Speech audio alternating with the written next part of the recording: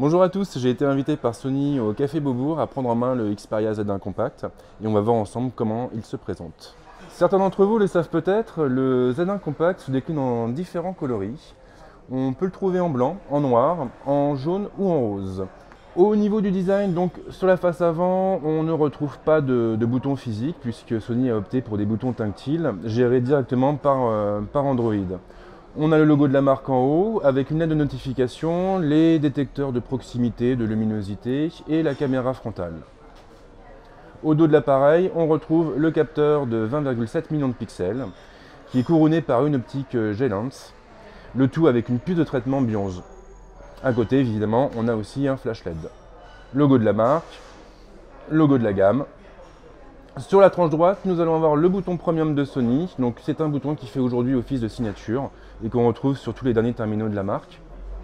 En dessous, deux boutons dévolus au contrôle du volume qui sont accompagnés par le déclencheur. Une pression prolongée sur ce bouton va nous permettre de lancer l'appareil photo. Sur le coin, nous avons deux trous qui font office de passe-câble et on pourra donc accrocher une dragonne et utiliser le Z1 Compact comme un compact numérique. Toutes les trappes d'accès sont situées sur la tranche gauche du terminal. En haut, nous allons retrouver la trappe qui dissimule le port micro USB. En dessous, nous avons la trappe qui, elle, dissimule le port pour la carte micro SD. Et tout en bas, nous avons la trappe qui donne accès à la carte SIM. Entre les deux, nous avons un connecteur qui nous permettra de poser le Z1 Compact sur un dock vendu en option. Sur la tranche supérieure, nous avons la prise casque. Une prise casque qui est dépourvue de cache, mais qui est traitée pour résister à d'éventuelles immersions ou projections d'eau. Et puis enfin, sur la tranche inférieure, nous avons le haut-parleur et le micro.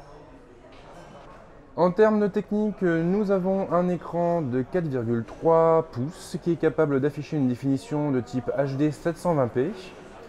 Le processeur pour sa part, c'est un Qualcomm Snapdragon 800 cadencé à 2,2 GHz et épaulé à la fois par un GPU Adreno 330 et par 2 Go de mémoire vive. L'espace de stockage est limité à 16 Go, mais on pourra l'étendre par l'intermédiaire du port pour carte micro SD intégré.